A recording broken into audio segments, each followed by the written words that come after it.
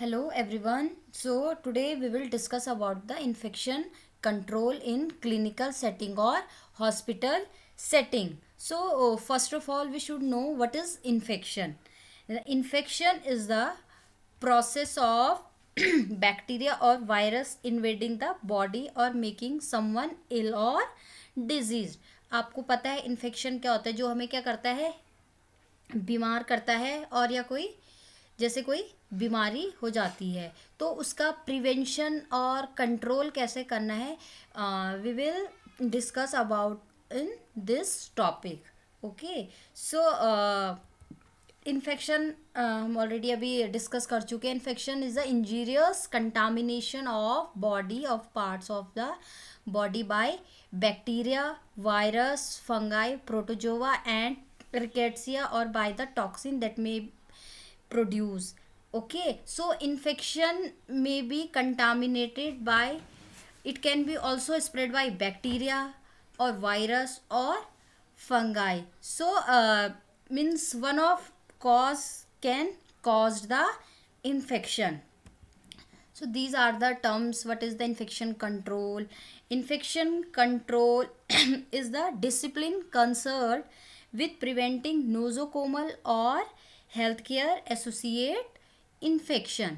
Infection control क्या है? जो इन्फेक्शन हुआ है हमें उसको कैसे कंट्रोल करना है. कैसे कंट्रोल करेंगे? जैसे अभी यहाँ पे दे रखा है आपको, the process by which health care facilities develop and implement specific policies and procedure to prevent the spread of infection among healthcare staff and patients. Okay, there are some procedures, there are some preventing measures which we can spread, which we can prevent from spreading of infection. Nosocomial infection. Nosocomial infection is also called the hospital acquired infection. An infection contracted by a patient or staff member while in a hospital or healthcare facilities and not present or incubating on admission. ठीक है, जो आपका नोजोकोमल infection होता है ये कहाँ होता है? आपका हॉस्पिटल. इसको आप क्या बोलते हैं? हॉस्पिटल एक्वायर्ड इन्फेक्शन भी बोल सकते हैं. बाय अ पेशेंट और staff member while in a hospital और हेल्थ केयर फैसिलिटी. डिसइंफेक्शन क्या होता है आपका? The process of microbial inactivation that eliminates virtually all recognized pathogenic microorganisms but not necessarily all microbial forms. Example, spores. So now the nature of infection. Nature of infection means an infection is the invasion of susceptible host. जैसे आपका host क्या है? For example patient. And by potentially harmful micro organism, जो आपको क्या करेगा? Harm करेगा, that is pathogen and resulting in a disease. Okay. And the principal infective agent are bacteria, virus, fungi and protozoa. जो आपका infective agents है वो कुछ भी हो सकता है. आपका बैक्टीरिया भी हो सकता है, वायरस भी हो सकता है, आपका प्रोटोजोआ भी हो सकता है. ठीक है. तो इन्फेक्शन का नेचर क्या है? सबसे पहले क्या होता है आपका, जो आप किसी से मीन्स अगर आपको कोई इन्फेक्शन होता है, जैसे सपोज आपको कम्युनिकेबल डिजीज, सब for example if somebody is having communicable disease then it can be spread one person to another person. तो जो वो आपका क्या होगा, जो ससेप्टेबल होस्ट होगा वो कौन होगा? For example patient. हार्मफुल किससे होगा आपका? ये पैथोजेंस हो सकते हैं आपके. ठीक है. तो उसका क्या रिजल्ट आएगा? Disease. So colonisation is the presence and growth of micro organism within the host but without tissue invasion or damage. Then all persons have microorganism on their skin but usually no disease result. हम सबको पता है कि means everybody have microorganism on their skin. Disease or infection result only if the pathogens grows or multiply and alter normal tissue function. ठीक है. Disease कब होती है आपकी? When there is alteration in normal tissue function और when there is growth of pathogens or if your immunity is low, so disease will occur, and infection disease transmitted directly from one person to another person is considered a contagious or communicable disease. You know, the communicable disease is spread from one person to another person. So these are the natures of infection. So now we will discuss about the chain of transmission, how it's spread. Okay, so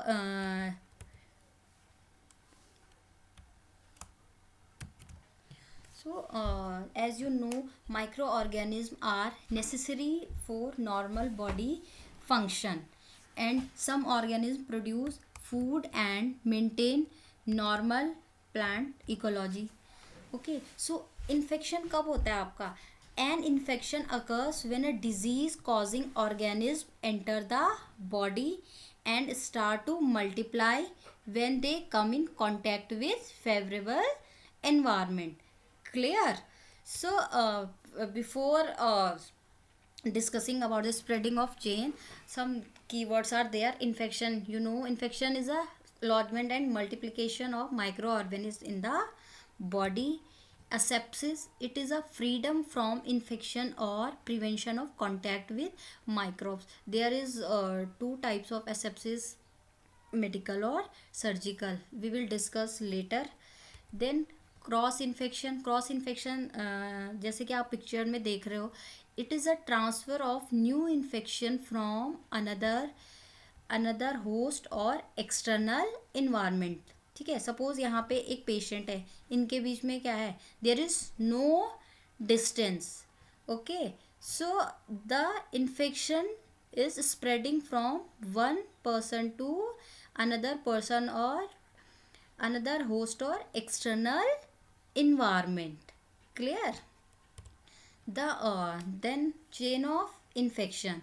The chain of infection is a process in which a favorable condition is required for microorganisms to spread or transfer from reservoir to a susceptible host. Okay, so in first this is the chain of infection. First is infectious agent, then it comes in reservoir, then portal of exit, means of transmission, portal of entry, and this is the susceptible host. ठीक है, सबसे पहले आपका infectious agent जो होगा वो किस में आएगा आपका, host, then reservoir, then portal of exit, means of so we will discuss one by one. Infectious agent or causative agent, there are any microorganisms that can cause a disease such as a bacteria. कोई भी micro organism हो सकता है जो क्या कर सकता है, आपका डिजीज कॉज कर सकता है. Reason that the organism will cause an infection are virulence, ability to multiple and grow. ठीक है, any organism is capable of causing infection if all the links components are present. Agent क्या, causative agent क्या है आपका, वो आपका virus भी हो सकता है, बैक्टीरिया भी हो सकता है और फंगस भी हो सकता है. ये क्या है आपका इन्फेक्शियस एजेंट. ठीक है, जैसे आपका वायरस और पैरासाइट वायरस भी हो सकता है, जैसे रेस्पिरेटरी इन्फेक्शन हो गया आपका वायरस, जैसे इन्फ्लुएंजा हो गया, कोल्ड एक्सेट्रा. जीआई इन्फेक्शन हो गया आपका, other HIV, hepatitis etcetera. Parasites में क्या हो जाएगा आपका, ये क्या है आपका कॉजेटिव एजेंट्स है आपके, जो आपको क्या दे रहे हैं, इन्फेक्शन दे रहे हैं. Present in environment, affect people with weak immune system. Example जैसे malaria, tapeworm and infection etcetera. The next is reservoir. It is a place where the microorganism resides, thrives and reproduce. That is food, water, toilet seat, elevator, buttons, human feces, respiratory secretion, etc. These all are comes under the reservoir. ठीक है, reservoir ये क्या means, ये क्या हो रहा है, reproduce हो रहे हैं. ठीक है, तो ये फॉर एग्जांपल कहाँ से, फूड में भी हो सकता है, वाटर में भी, टॉयलेट सीट्स में भी आपने देखा होगा बैक्टीरियल ग्रोथ होती है, जिसकी वजह से आपको क्या हो सकता है, इन्फेक्शन भी हो सकता है। अगर एलिवेटर पे भी अगर किसी इन्फेक्टेड पर्सन ने टच किया, that it can also infect to the another persons. Okay, respiratory secretions. Then आपका portal of exit, it is the place where the microorganism leaves the reservoir such as a respiratory tract, for example nose and mouth, intestinal tract or urinary tract or blood and other body fluid। ठीक है, portal of exit, कहाँ से exit हो सकते हैं आपके, knows और mouth से भी हो सकते हैं, जो आपका सपोज आपको स्नीजिंग हो रही है, ठीक है। Then intestinal tract, rectum via stool से भी आपको इन्फेक्शन हो सकता है, urinary tract, blood and other body fluids, ठीक है। Then mode of transmission, mode of transmission is means by which an organism transfer from one carrier to another by either direct transmission और indirect transmission. ठीक है, mode of transmission क्या है आपका, जहाँ से क्या होता है आपका इन्फेक्शन क्या हो रहा है, ट्रांसफर हो रहा है from one carrier to another, और बाय इधर डायरेक्ट भी हो सकता है और वो इनडायरेक्ट ट्रांसमिशन भी हो सकता है।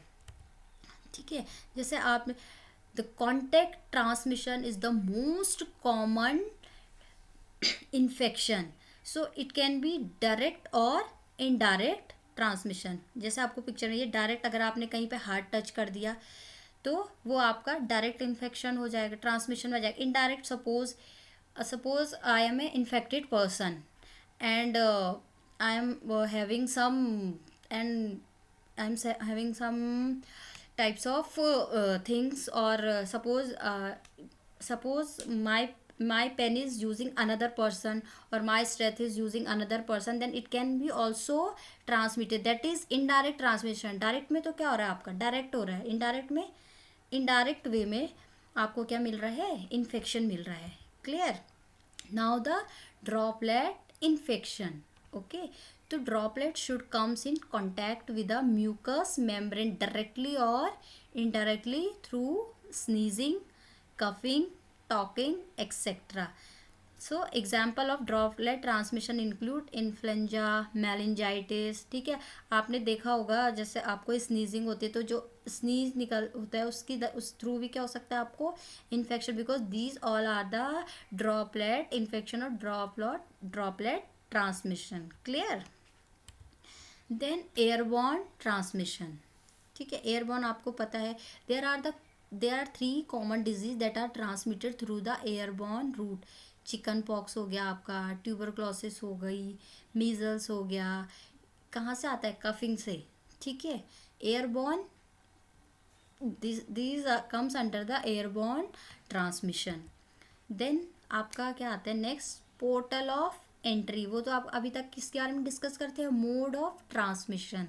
देन आपका portal of entry, the opening wherein infection disease enter the host body such as a mucous membrane, open wounds or tube inserted in a body cavities like urinary catheter or feeding tubes। ठीक है, अगर suppose patient का क्या है, catheterization होता है, अगर हमने उसमें प्रॉपर स्टेरिलिटी मेंटेन नहीं करी है, then it can cause the infection. और वो कहाँ से, पोर्टल ऑफ एंट्री हो रही है आपकी, कहाँ से, यूरिनरी कैथेटर से भी हो सकती है, फीडिंग ट्यूब से भी हो सकती है आपकी। ठीक है, देन आपका ससेप्टिबल होस्ट, ये क्या था आपका, पोर्टल ऑफ एंट्री हो चुकी है। Then susceptible host, it is a person who is at risk for developing an infection from the disease। factors include young people and elderly people, chronic disease such as the diabetes or asthma, condition that weaken the immune system like HIV, certain types of medications, invasive device like feeding tubes and malnutrition। susceptible host क्या कौन होगा आपको, जैसे suppose किसी को क्या है, chronic disease condition है, किसी का इम्यून सिस्टम है, तो आपने देखा होगा उसको जल्दी से क्या हो जाती है, डिजीज हो जाती है, या सपोज कोई माल नरिश्ड है। देन ठीक है, तो ये आपका क्या था, चेन ऑफ ट्रांसमिशन, कैसे हो रहा है ट्रांसमिशन। क्लियर, देन हम we will discuss defences against infection. So first of all आपको इम्यूनिटी क्या होती है आपकी.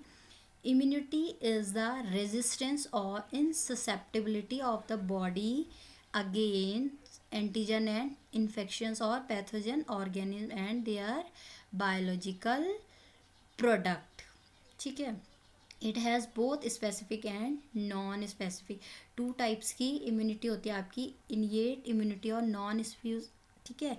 और एक्वायर्ड इम्यूनिटी और adaptive immunity. So our bodies have incredibly powerful and adaptable series of defense that protect us against a wide range of pathogens. एक तो हमारी होती है नेचुरल इम्यूनिटी और एक होती है हमारी वाइड इम्यूनिटी. यार टू टाइप्स, एक हमारी बाय बर्थ होती है और एक आर्टिफिशियल, जैसे हम थ्रू वैक्सीनेशन, उससे भी हमें क्या मिलता है, इम्यूनिटी. ठीक है. क्योंकि वो अगेंस्ट क्या करती है, डिजीज कंडीशन के अगेंस्ट हमें क्या करती है, प्रोटेक्ट करती है. So there is non-specific defense mechanism. First line of defense, second line of defense or third line of defense. Specific defense mechanism. So non-specific defense mechanism क्या होता है आपका. The body's first defense against pathogens is a combination of physical and chemical barriers. And these barriers are called non-specific defense because they act against a wide range of pathogens. And non-specific defense include the skin हो गया आपका, tear हो गया, another secretion and the inflammatory response, interference and fever. Defence मतलब जो हमें क्या है, डिजीज कंडीशन से क्या कर रहे हैं, हमें प्रोटेक्ट कर रहे हैं, डिफेंस कर रहे हैं. ठीक है. Then mechanism of natural immunity. So innate or natural immunity can be seen to comprise four types of defense barrier. Anatomical, there are four barriers. First one is anatomical barrier, physiological barriers, phagocytic barriers or inflammatory barriers. In anatomic barriers, physical and anatomic barriers that prevent the entry of pathogens are an organism's first line of defense against the infection. ये क्या करते हैं, ये prevent करते हैं हमें, जो pathogens की एंट्री है वो एज अ बैरियर काम करते हैं वहाँ पे. ठीक है. एज अ ऑब्स्ट्रक्शन काम करते हैं. वो क्या करने कर, एंट्री को क्या कर देते हैं, ऑब्स्ट्रक्ट कर देते हैं. And the skin and mucus membrane are included in this category. Okay, so the epidermal layers consist of epithelial cells of several layers with the protein keratin, and the sebum consists of lactic acid and fatty acid which maintain the pH of the skin between 3 and 5, and this inhibit the growth of most microorganisms. ठीक है. And the cilia is the respiratory tract and gastrointestinal tract propel mucus the entrapped the micro organism. These all are the anatomic barrier which prevent the entry of pathogens.